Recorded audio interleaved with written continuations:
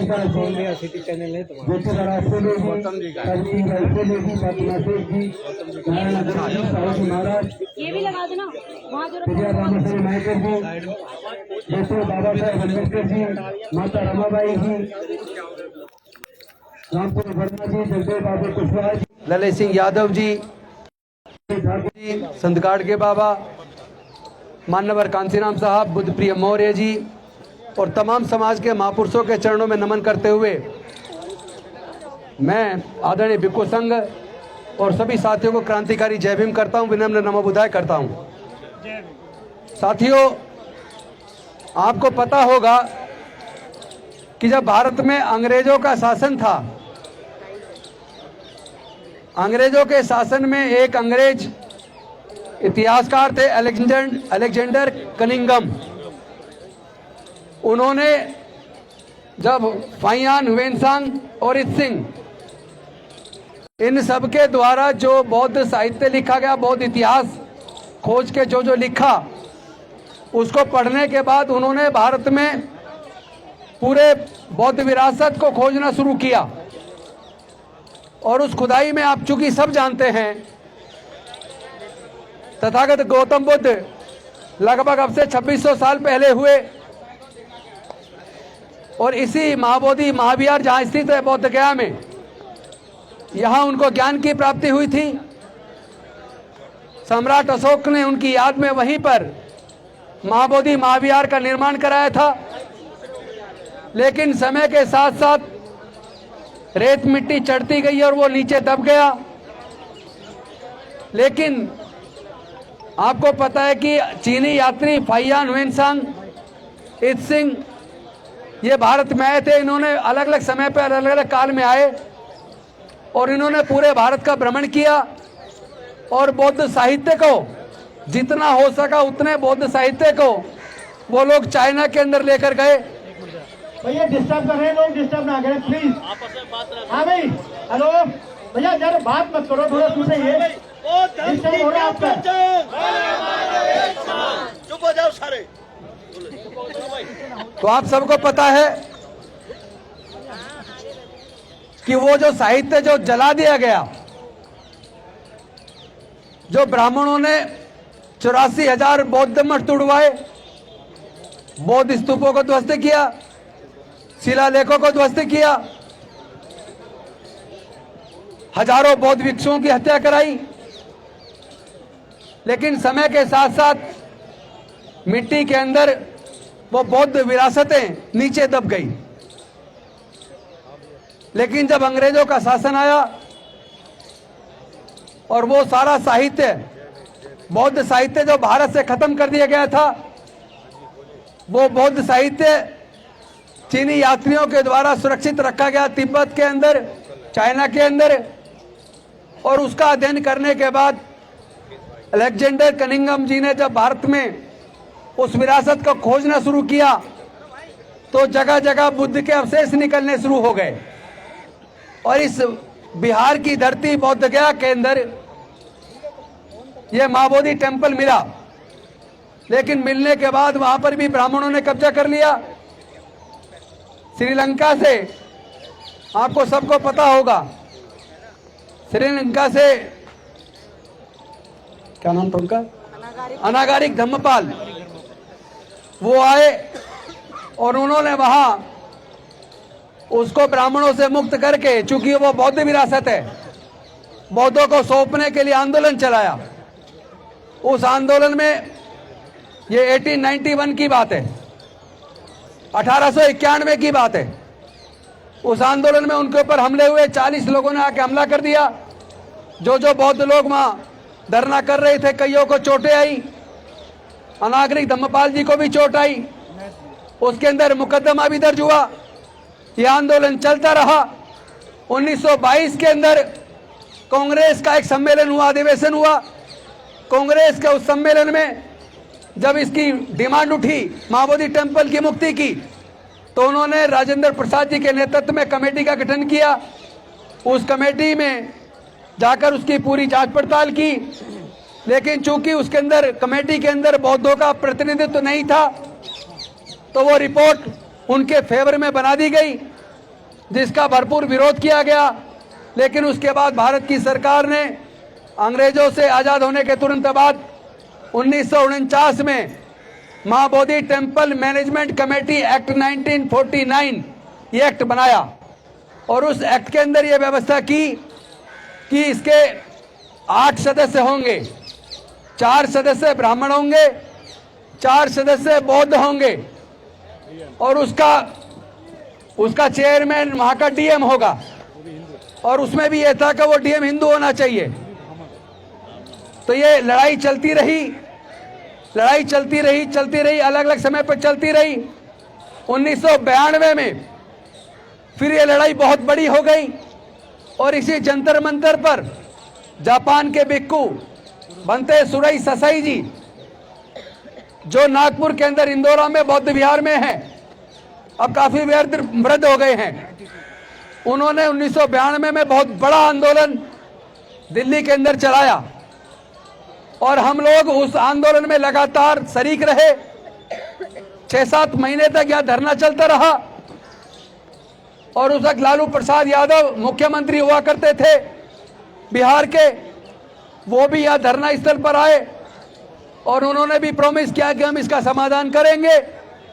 इस लंबे आंदोलन के बाद हुआ ये कि उसमें 4 जो बौद्ध लोग मेंबर थे, तो जो आंदोलन कर रहे थे उनमें से ही 4 बौद्ध भिक्षुओं को उसमें सदस्य बना दिया गया और बनते सुरई ससाई जी को अल्पसंख्यक आयोग का मेंबर बना दिया गया और इन लोगों को प्रॉमिस किया कि हम धीरे धीरे इसका समाधान करेंगे। तो जिन बौद्ध भिक्षुओं को मेंबर बनाया या वहां सेक्रेटरी बनाया या अल्पसंख्यक आयोग का मेंबर बनाया, उन सबके साथ भी धोखा हुआ। मैं नहीं चाहूंगा इस बारे में यहाँ कोई बात हो कि पैसे का गबन क्या हुआ क्या नहीं हुआ, क्योंकि जितने भी आंदोलन चलते हैं उन आंदोलनों में एक आध आदमी खराब हो सकता है, उसका जिक्र करके हम अपने आंदोलन को खराब नहीं कह सकते। आंदोलन कभी खराब नहीं होता, आंदोलन कुर्बानी मांगता है। उस आंदोलन में भी कुर्बानी दी गई है, लंबे समय तक आंदोलन चला है। और उसके बाद बनते सुरई ससाई जी ने सुप्रीम कोर्ट में केस डाला, आज तक केस डिसाइड नहीं हो पाया। इसी दौरान एक आईएएस ऑफिसर थे दार्जिलिंग से, उन्होंने सन 2012 में माननीय सर्वोच्च न्यायालय के अंदर एक केस डाला महाबोधि टेम्पल को मुक्त कराने का और बुद्धिस्ट महाबोधि महाविहार मैनेजमेंट कमेटी एक्ट 1949 एक्ट को निरस्त कराने का उन्होंने केस डाला। लेकिन सर्वोच्च न्यायालय ने 2018 में उस केस को यह कह के रद्द कर दिया, क्योंकि ये मसला बिहार की सरकार का बनता है, बिहार की राज्य की विधानसभा का बनता है। तो आप इस अपनी मांग को लेकर बिहार की सरकार के पास जाइए और वही आपकी समस्या का समाधान करेंगे। ये सुप्रीम कोर्ट के अधिकार क्षेत्र की बात नहीं है, ये कह के उनकी पिटीशन को डिसमिस कर दिया गया। उसके बाद से बिहार की सरकार से भी लगातार मांग चल रही है। अभी तकरीबन 8 महीने पहले इंडिया बुद्धिस्ट जो फोरम हमारा बना हुआ है, ऑल इंडिया बुद्धिस्ट फोरम, उसके माध्यम से हम कई लोग मिलके अल्पसंख्यक आयोग में गए, उनके चेयरमैन तमाम मेंबर से मिले और हमने उनसे निवेदन किया कि आप महाबोधि टेम्पल को मुक्त कराने के लिए बिहार की सरकार से बात कीजिए। उनके चेयरमैन ने हमें प्रॉमिस किया कि हम वहीं पे बिहार की सरकार से मिलेंगे, मीटिंग कराएंगे और वहां वो गए भी, मीटिंग भी कराई। ऑल इंडिया बुद्धिस्ट फोरम के सदस्य हमारे उस मीटिंग में भी गए, फिर भी कोई समाधान नहीं निकला, केवल आश्वासन मिला और वो भी झूठा। उसके बाद पटना के अंदर गांधी मैदान के अंदर बहुत बड़ा प्रदर्शन किया गया, आंदोलन किया गया, सभा की गई। उसमें भी हम लोग पटना के अंदर गए और वहां पूरी सभा करने के बाद पदयात्रा करते हुए बिहार की सरकार को ज्ञापन दिया। बिहार के एक बहुत वरिष्ठ अधिकारी आकर हम लोगों से वहीं आकर मिले, हमारा ज्ञापन लिया और उन्होंने प्रॉमिस किया कि हम इसका समाधान करेंगे। लेकिन समाधान कुछ नहीं हुआ। उसके बाद 12 फरवरी से कर्मिक अनशन भूख हड़ताल हमारे बौद्ध भिक्षुओं ने और कुछ उपासकों ने वहीं मां बोधि टेम्पल के पास शुरू किया। लेकिन अब से तकरीबन 13-14 दिन पहले आपने देखा होगा बिहार की सरकार ने कितनी घटिया हरकत की, और इतनी घटिया हरकत को धिक्कारा ही जा सकता और कुछ नहीं कहा जा सकता। एक घटियापन है उनका ये। उन्होंने रात को 1 बजे वहां की पुलिस, उनकी पुलिस ने बौद्ध भिक्षुओं को जबरन वहां से उठा लिया। यहां तक कि एक बौद्ध भिक्षुणी को महिला होने के बावजूद कमर में हाथ डालकर जबरदस्ती उठाकर गाड़ी में डाल दिया। ये बेहद शर्मनाक घटना थी, और ले जाकर थाने के अंदर, उसको हॉस्पिटल के अंदर पटक दिया। लेकिन हमारा आंदोलन चलता रहा, और उसके बाद उस स्थल पे प्रदर्शन नहीं करने दिया, बल्कि 2 किलोमीटर दूरी पर रोड के किनारे पर एक जगह दे दी कि आप अपना प्रदर्शन यहां कीजिए। लेकिन मैं आपको बता दूं, जो 1992 का आंदोलन था, आंदोलन बहुत जबरदस्त था, बहुत बड़ा था, लेकिन उस वक्त सोशल मीडिया नहीं होता था। और देश का जो मुख्य मीडिया है, चाहे वो इलेक्ट्रॉनिक मीडिया हो चाहे प्रिंट मीडिया हो, आप सबको पता है वो कभी भी इस देश के दलितों की, पिछड़ों की, वंचितों की, आदिवासियों की और अल्पसंख्यक समाज के मुद्दों को कभी हाईलाइट नहीं करता, कभी उनको कवरेज भी नहीं करता। मैं तो आह्वान करना चाहता हूं इस देश के दलितों से, इस देश के पिछड़ों से, इस देश के आदिवासियों से, इस देश के अल्पसंख्यकों से, वो देश का मुख्य मीडिया, चाहे वो इलेक्ट्रॉनिक मीडिया हो चाहे प्रिंट मीडिया हो। अभी आपने देखा होगा 3 दिन पहले कैलिफोर्निया के अंदर जो गुजराती समाज के लोगों का वहां पर एक मंदिर है, उस मंदिर में बेइज्जती की गई। तो यहाँ पूरे भारत के मीडिया ने उसको कवर किया, अखबारों में छापा। उस दिन भी मैंने फेसबुक लाइव किया था कि अगर कैलिफोर्निया के अंदर गुजरातियों के मंदिर के अंदर अगर अपवित्र उसको किया गया तो वो गलत किया। किसी को हक नहीं है किसी दूसरे के धार्मिक स्थल पे जाकर कुछ भी गलत कार्य करने का, और उसकी भर्त्सना होनी चाहिए, कानून से मांग की जानी चाहिए दोषियों को सजा देने की। लेकिन ये कैसा मीडिया है कि कैलिफोर्निया, अमेरिका की कैलिफोर्निया के अंदर मंदिर में हुई घटना को आप कवर कर रहे हो, और यहाँ हमारे पूरे दुनिया के बौद्धों की आस्था का केंद्र मां बोधि महाविहार, जहाँ तथागत बुद्ध को ज्ञान की प्राप्ति हुई थी, उसका आंदोलन पूरे देश में चल रहा है। अमेरिका के अंदर, इंग्लैंड के अंदर, जर्मनी के अंदर, फ्रांस के अंदर, तमाम देशों में भी बौद्ध लोगों ने, अम्बेडकरवादियों ने मां बोधि टेम्पल की मुक्ति का आंदोलन वहां किया है। और भारत के कोने कोने में, चूंकि आप सोशल मीडिया से देख पा रहे होंगे, भारत के लगभग सभी राज्यों में मां बोधि महाविहार को मुक्त कराने का आंदोलन चल रहा है। लेकिन आपने भारत के किसी मुख्य मीडिया में, किसी भी डिजिटल मीडिया पे, किसी अखबार में आपने मां बोधि महाविहार की मुक्ति आंदोलन की एक भी लाइन नहीं देखी होगी। तो जो देश का मुख्य मीडिया देश के तमाम SC, ST, OBC और माइनॉरिटी के मुद्दों को दरकिनार करता, नजरअंदाज करता है, मैं मांग करता हूं पूरे देश के SC, ST, OBC माइनॉरिटी के लोगों को इस मुख्य मीडिया का बहिष्कार करो। बहिष्कार होना चाहिए कि नहीं होना चाहिए? इनके टीवी चैनलों को देखना बंद कर दो, इनके अखबारों को पढ़ना बंद कर दो।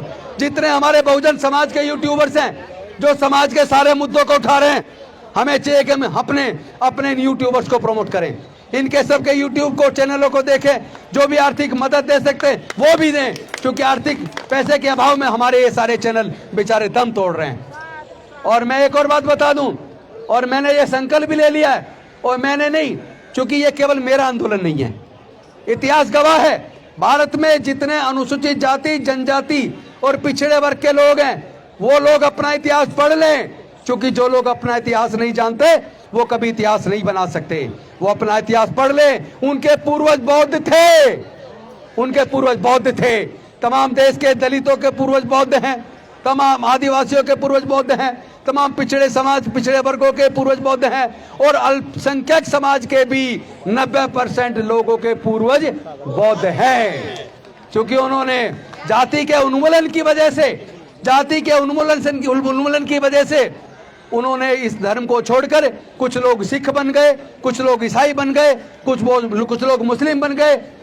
तो ये सच्चाई है कि देश के अंदर 90% इतिहास गवाह है। जहां भी खुदाई होती है अखंड भारत में, म्यांमार से लेकर ईरान, इराक तक, जहां भी खुदाई होती है, खुदाई में केवल और केवल बुद्ध निकलते हैं, कोई दूसरा अवशेष आज तक भारत के अंदर नहीं निकला। आपको पता होगा जब अयोध्या के अंदर खुदाई हुई तो पता लगा वहां बौद्धों की साकेत नगरी थी, तमाम अवशेष बुद्ध के निकले हैं। वो अलग बात है कि सर्वोच्च न्यायालय ने बुद्ध के अवशेषों को तो दरकिनार कर दिया और कानून को और साक्ष्यों को ताक पर रखकर उन्होंने आस्था के आधार पर जजमेंट दिया। आपने देखा होगा पिछले दिनों हमारे देश के पूर्व मुख्य न्यायाधीश डीवाई चंद्रचूड़ जी का वो बयान आया था जिसमें उन्होंने कहा था कि जब ये सुनवाई के लिए हमारे पास केस आया बाबरी मस्जिद वाला, तो मैंने भगवान के सामने में बैठ गया और मैंने उनसे सलाह ली क्या करूं। अरे भाई, तुम्हें सलाह उनसे नहीं लेनी जो है नहीं, आपको सलाह भारत का संविधान दे रहा है, आपको कानून दिया गया कि इस कानून के हिसाब से आपको जजमेंट देनी है, साक्ष्यों के आधार पर आपको जजमेंट देनी है। लेकिन भारत का अगर मुख्य न्यायाधीश साक्ष्यों को ताक पर रखकर और देश के संविधान को ताक पर रखकर अगर आस्था के ऊपर आधार पर जजमेंट देता है तो वो भी दमनकारी अन्यायकारी है, वो न्यायिक अधिकारी होने के काबिल नहीं है। ये शर्मनाक है। बेशक अगर कंटेम्प्ट ऑफ कोर्ट मेरे खिलाफ हो जाए तो मैं तैयार हूं, इसलिए तैयार हूं क्योंकि हमें शर्म आती है कि एक तरफ हम कहते हैं कि मैं बुद्ध के देश से आया हूं, भारत बुद्ध की भूमि है, हमने दुनिया को युद्ध नहीं बुद्ध दिए। अरे अगर बुद्ध दुनिया को दिए और भारत दुनिया में बुद्ध के देश के रूप में जाना जाता है तो फिर बुद्ध की पूरे दुनिया के बौद्धों की आस्था का केंद्र महाबोधि महाविहार के उस महाविहार के अंदर उसमें 4 पंडे क्यों? और उसका जो मुख्य पुजारी है महंत वो भी ब्राह्मण है, और उसमें एक्ट में लिख दिया उसके बाद उसके बेटे, उसके बाद उसके बच्चे वही बनते रहेंगे। दादागिरी है क्या? ये दादागिरी नहीं चलेगी। हम लोग बौद्ध लोग हैं, हम लोग हाथ जोड़ के काम चलाते हैं, लेकिन अगर आप नहीं मानोगे तो हाथ जोड़ने के साथ साथ हाथ मरोड़ने का काम भी हम करेंगे। हम हाथ मरोड़ने का काम भी करेंगे और तोड़ने की जरूरत पड़ी तो हाथ को तोड़ भी देंगे। हम तो चाहते हैं कि शांतिपूर्वक तरीके से आप हमारी इस डिमांड को पूरा कर दो। और एक और बात बता दूं, अभी तो हम सब की तरफ से, पूरे दुनिया के बौद्धों की तरफ से, भारत के बौद्धों की तरफ से अभी हम बात कर रहे हैं महाबोधि महाविहार को मुक्त करने की, बौद्धों को सौंपने की, Buddhist temple management committee act 1949 act को रद्द करने की। अगर आप हमारी सरकार, हमारी जायज डिमांड को नहीं मानते, चूंकि किसी ईसाइयों के किसी चर्च में ईसाई से अलग किसी दूसरे धर्म का व्यक्ति मैनेजमेंट कमेटी में नहीं हो सकता, गुरुद्वारे के अंदर सिखों से अलग किसी दूसरे धर्म का आदमी मैनेजमेंट कमेटी में नहीं हो सकता, मस्जिद के अंदर उसके संचालन समिति में मुस्लिम से अलग किसी दूसरे धर्म का आदमी नहीं हो सकता, हिंदुओं के मंदिरों के अंदर भी किसी दूसरे धर्म का आदमी उसकी मैनेजमेंट कमेटी में नहीं हो सकता।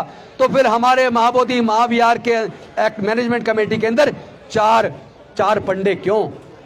4 पंडे क्यों? तो ये ब्राह्मण धर्म की साजिश है।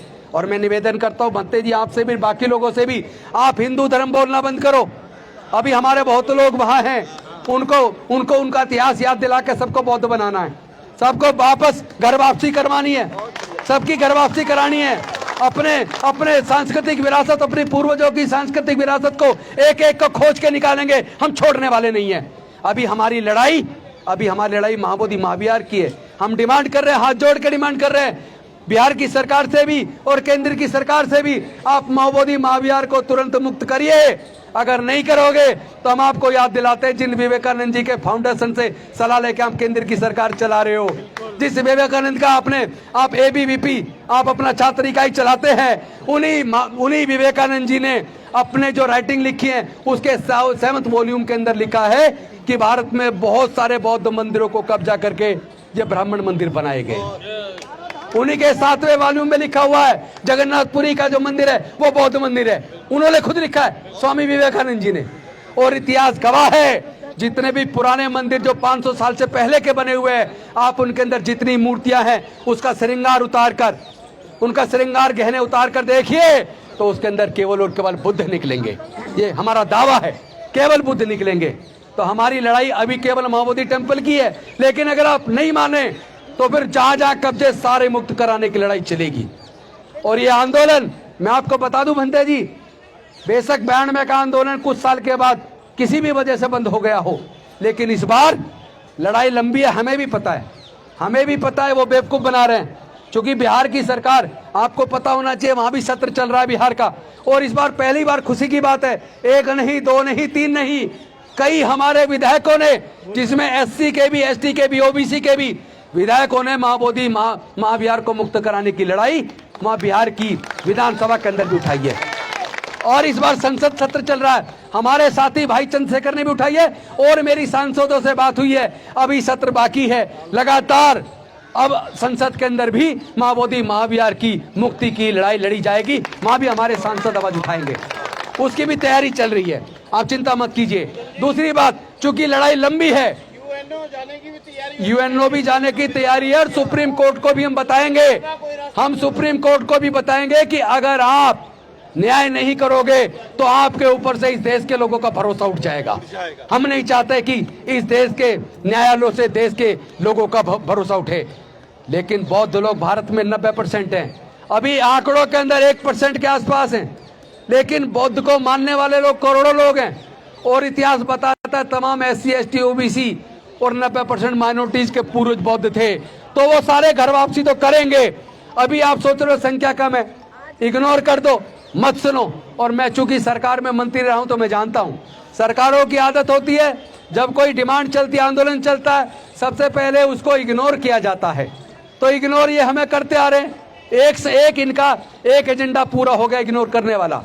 और सरकार जब डिमांड फिर भी चलती रहती है, दूसरा एजेंडा होता है उसको दफन करने वाला बलपूर्वक, वो भी इन्होंने कर लिया। हमारे बौद्ध भिक्षुओं को रात को 1 बजे धोखे से उठाकर वहां जाके अस्पताल में पटक दिया, तो दूसरी चाल भी इनकी फेल हो गई, ताली बजा के स्वागत कीजिए, दूसरी चाल भी फेल हो गई। अब तीसरा है आपकी जीत का समय। अब बिहार की सरकार जो जाने वाली है, मैं आपको बता दूं बिहार की सरकार जाने वाली है, क्योंकि बिहार के अंदर भी धीरे धीरे गांव-गांव में ये बात पहुंच रही है कि हमारे पूर्वज बौद्ध थे, ये बिहार तो नाम ही बौद्ध विहार से पड़ा है, ये तो नाम ही बौद्ध विहार से पड़ा है, ये तो बौद्धों की भूमि है, ये तो मगध साम्राज्य, उसकी तो राजधानी पाटलिपुत्र आज की पटना है। इतिहास गवाह है, वो पूरा का पूरा स्थल, वो पूरा बुद्धिस्ट सर्किट यूपी में लेके वहां उधर बिहार के राजगीर नालंदा से उधर से शुरू होता है, बोध गया से होते हुए आगे बढ़ता है, और उसके बाद सारनाथ से होते हुए और उधर मध्य प्रदेश तक।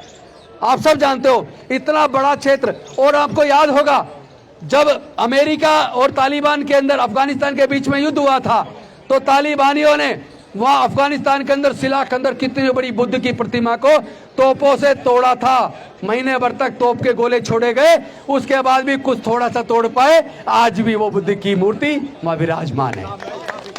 और उन्होंने चूंकि बुद्ध की मूर्ति पर हमला किया तो वो अफगानिस्तान की वो पूरी ताकत ही ध्वस्त हो गई, बर्बाद हो गया अफगानिस्तान। इससे पहले कि ये बिहार की सरकार बर्बाद हो जाए, इससे पहले कि ये केंद्र की सरकार बर्बाद हो जाए, अफगानिस्तान से सबक ले लो और BP एक्ट 1949 एक्ट को रद्द करके महाबोधि महाविहार का संचालन पूरी तरह बौद्धों को सौंप दो, वरना तुम्हारी बर्बादी निश्चित है। 90% लोग जब घर वापसी कर जाएंगे, क्योंकि लड़ाई लंबी है तो हम भी लंबी लड़ाई के लिए तैयार हैं। मैं आपको एक बात बता दूं, आप बंते जी इसकी चिंता मत कीजिए, पूरे देश से लोगों को लेकर सभी राज्यों का भ्रमण शुरू कर चुके हैं। अभी मैं पीछे बोध गया था, पटना में भी हमारी जगह जगह मीटिंग हुई है, अभी मैं लखनऊ गया था, लखनऊ से आया हूं। अब पूरे देश का भ्रमण मैं भी करूंगा और हम लोग बाकी लोगों को जोड़ेंगे, क्योंकि ये किसी एक व्यक्ति का नहीं होना चाहिए, किसी एक व्यक्ति का, इसमें बौद्ध भिक्षुओं को भी लेंगे। और ये अपने अपने गुट छोड़ दो भाई, ये फलाना गुट, ये फलाना संगठन, टिकड़ा संगठन, महाबोधि महाविहार का आंदोलन हमारा और आपका सबका, हमारी सबकी इज्जत दांव पे लगी है, हमारी मान सम्मान की लड़ाई है, ये स्वाभिमान की लड़ाई है। इस लड़ाई में जो बाधा बनेगा वो भी अपना हश्र सोच लेना, किसी कीमत पर बकसने वाले नहीं है। इस लड़ाई को बहुत ईमानदारी से चलाना है। बीच बीच में कोई आदमी छोटी मोटी गड़बड़ी कर सकता है, पैसे का कोई छोटा मोटा गबन करेगा, लेकिन मैं चाहूंगा भंते जी कभी भी मंच पे जब कभी आंदोलन चल रहा हो, कभी भी इस तरह की बातें नकारात्मक ना करें। नकारात्मक के लिए दूसरे स्थान है, इसको तो आप आंदोलन बनाने वाली, उत्साह बढ़ाने वाली बात करें। और मैं बता रहा हूं, हम टीम बहुत बड़ी बनाएंगे, हर राज्य से प्रतिनिधि लेंगे और उसके बाद पूरे भारत का भ्रमण करेंगे। पूरे भारत के अंदर अभी आपको जल्दी ही तारीख की घोषणा की जाएगी, जिसमें पूरे भारत के जितने जिले हैं तमाम जिलों में धरना चलाया जाएगा। एक एक करके चरणबद्ध तरीके से इस आंदोलन को लगातार तेज किया जाएगा। किसी भी कीमत पर, चाहे हमें राजनीति छोड़नी पड़े, जिंदगी भर का संकल्प लेना पड़े, हम चुनाव ना लड़ने का भी संकल्प लेना पड़े तो लेंगे, तो भी लेंगे, लेकिन हम पूरे भारत में घूम घूम के तमाम बौद्धों को निकाल के, ईमानदार लोगों को ढूंढ ढूंढ के एक ऐसा आंदोलन तैयार करेंगे कि ये भारत की सरकार घुटने पे आकर रेंगते हुए आपकी डिमांड को पूरा करेगी। ये मुझे भरोसा है, ये मुझे भरोसा है। इन्हीं शब्दों के साथ मैं चाहूंगा संचालक महोदय आगे इसको जारी रखें और एक एक करके बुलवाते रहें, लेकिन कोई भी लूज टॉक ना करे, कमजोर बात ना करे, आंदोलन को बढ़ाने की बात करे। सबका आंदोलन है, हम मिलकर इसको मजबूत करेंगे। आप चिंता मत करो, जो आएगा साथ रहेगा, नहीं आएगा उसको खत्म करेंगे।